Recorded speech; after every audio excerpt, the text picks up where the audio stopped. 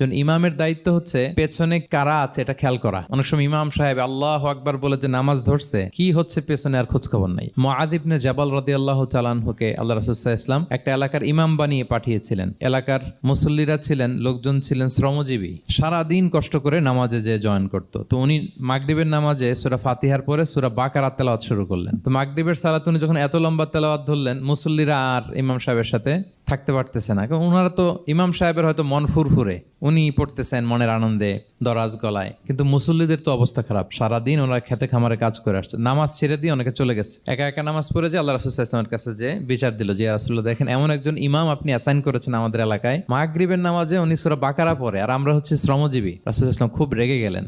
মুআয ইবনে জাবালকে ডেকে বললেন, তুমি কি সমাজে ফিতনা ছড়াচ্ছ? তুমি জানো না এরা কারা? তোমার কি সূরা ওয়াদ-দুহা ওয়াল-লাইলি ইযা সাজা মুখস্থ নাই? তোমার কি ওয়াশ-শামসি ওয়া-দুহাহা এটা মুখস্থ নাই? তোমার কি সাব্বিহিসমা রাব্বিকাল আ'লা এই সূরাগুলো তোমার জানা নাই? উনি বললেন জানা আছে। তো এগুলো রেখে দিয়ে মাগরিবের নামাজে কেন সূরা বাকারা ধরলা?